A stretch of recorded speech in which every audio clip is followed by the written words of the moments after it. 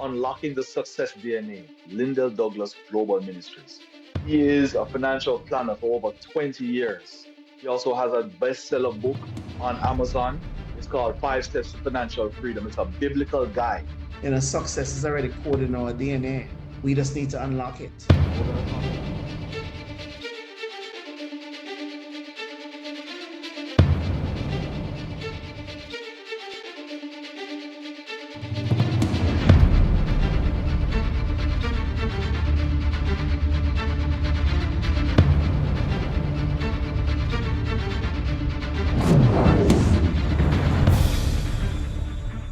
Hi, my name is Marsha Marie, and with me today is Lyndell Douglas, founder of Lyndell Douglas Global Ministries. Welcome to our Success DNA chat session. It's always a pleasure to be here with you. All right, so today we're talking everything about business. You have been an entrepreneur from a very long time. I'm sure you've learned a lot through those business ventures that you have embarked on. Tell me, how did you start in business? Where did it all start from? It's funny because today I look back at and know I have, a wealth management company, an entertainment company. I'm an author, I'm a speaker, and it's so many different diversification of income. But it all started when I was about 12, 13. Um, I needed money. I didn't grow up wealthy. Mm-hmm. So I would go to these different party. Matter of fact, I used to live on the same street as Kerber Place in Jamaica. So I go there. So there's always these bottles laying around. So I pick them up, put them in my wheelbarrow, take them to the exchange shop, exchange them for money, and that was really my first business hustling. Mm-hmm. And then thereafter, I started to raise goldfish and Sammy's fighter and sell them to the pet store. And once I graduated from high school, my second job, I was traveling for different businesses, and I would talk to the ladies there and take orders for jewelry. I had a jeweler who would make the jewelry for me. I'd buy the gold, give it to them, pay them, and I'd make money there as I worked my day job. I would make some money on the side. Mm-hmm. So, I always find something to do. But my biggest challenge was when I started a travel agency. Matter of fact, I started a travel agency when I was in college selling ski trip. Took I noticed that I was living in Connecticut and people like to ski. I've never been skiing, by the way. But I just saw an opportunity and I started putting packages together and sell ski trip. And that led me to a travel agency. So you considered a travel agency your first official business? Yes, because my first brick and mortar business. Okay. And it required a different discipline. Yeah. Right? So now I have fixed costs. Right? So now I have rent to pay every month. Mm-hmm. I have 4 staff member. I have the light bill, the water bill, and all, these many bills that comes on a monthly basis to running an agency and running a business, and it required complete different discipline. And while I got out of the gate very quickly because I was going to this church and the pastor announced me and told everybody to use my agency, which I didn't ask him to do. He just basically just did it for me, the 22-year-old person. The business took off and was doing well. And then something happened. In 1991, we had the Gulf War, the first Gulf War, and the travel agency business took a hit. Even though people were going on cruise to the Caribbean, they hear about a war and everybody started canceling their trips. Yeah. And trips were being canceled left, right, and center. And I find myself at a place where we were just issuing a refund and there was no revenue. Wow. And I had staff to pay, I had rent to pay, and this was my first failure. That sounds like every entrepreneur's nightmare. Yes. How did you get out of that? Because one is the business wasn't properly capitalized, right? Uh-huh. And 2 is I didn't have diversification of income for the travel agency.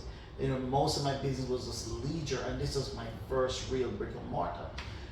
So, I had to close down the agency and move my office with another agency that they had to scale down, and they where they were, and it was a Jewish agency, and we were able to coexist in the same place, and I've learned a lot through all of that. No, hold on. So that means you actually hook up with your competitor. How did that work? Why would you do that? All right, so one of the things that I've learned, right, I'm going to give you some things that I've learned during this process. You know, I realized that on the same street, there's a McDonald's, there's a Wendy, there's a Burger King, right, and they all do business. True. They're all competitors. Facts. But different folks have different tastes. That's true. Right? We all have different preferences. Right, so therefore, rather than seeing the other person as your competitor, look for the synergy that you have. Because my clients are coming to me because of us, because of what we offer.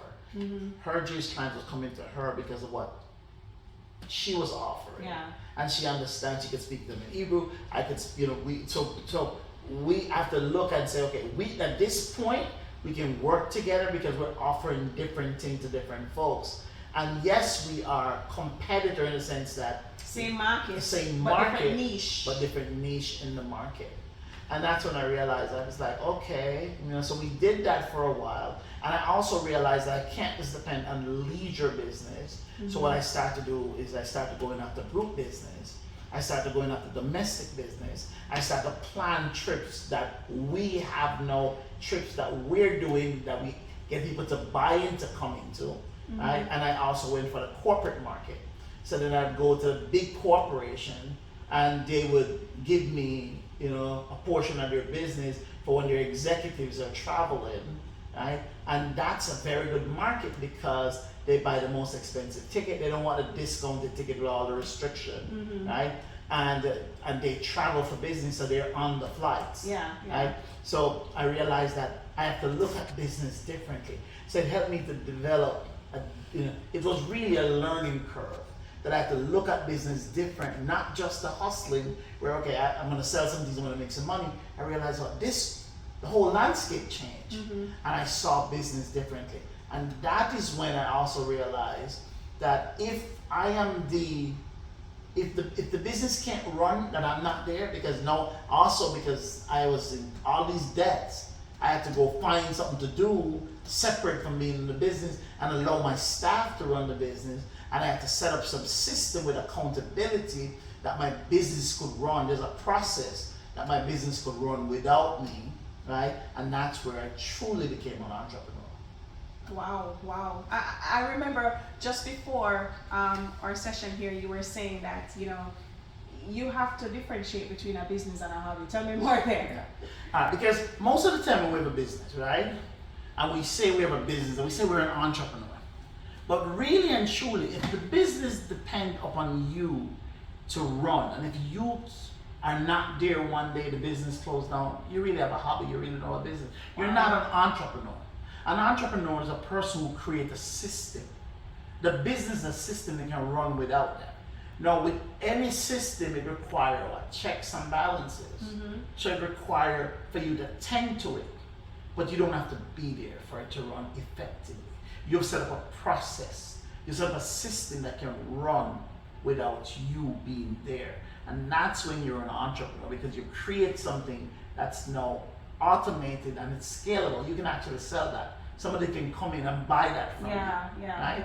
Because they say, wait a minute, I see this. Because just by going to that business with this Jewish lady, one of her big clients came in and offered to buy my agency at the time because they saw the volume of business I was doing. People were coming in, and I was like, whoa, if you don't want to sell me, let's partner together. But with all of that, there was a certain thing, there was fear. And that's another thing we will talk about at some point, because that's one of the biggest things that helped me even going to higher heights, is that you fear the unknown. You fear of, okay, if I go into business with these people, they have a lot more money than me. They're gonna hoodwink me. They're gonna do it. So my fear, I wouldn't even entertain it. So sometimes fear can hold us back then. Yes, fear can definitely hold you back, and especially when you fear the unknown. What I should have done is explore it, understand more. Because in business you take risk, but you must take calculated risk, where you must look at it, understand it more. you know, and you must always be learning. You must always be learning. You must never get comfortable to say, oh, you know, I know this or I know that. Yeah. No. Or think you know it all. Yes. You Oh must my always, gosh. yeah. You are dropping so many nuggets, but I'm going to take a quick break. We'll be right back. You've been coming to 6 o'clock every morning. You're a young man. What do you do? I said, I'm an accountant and I have a travel agency. And the pastor said, listen, God has asked me to do something for you that I've never done for anybody else. I don't think I've ever done for anybody else going forward. He said, I want you to come to the 8 o'clock and 10 o'clock service. And I came to those services. I didn't know what he was going to do. And he says, Lyndall Douglas here. And I said, stand up. I stand up. He says, you see this young man, very faithful man of God. I want everybody here to use his travel agency.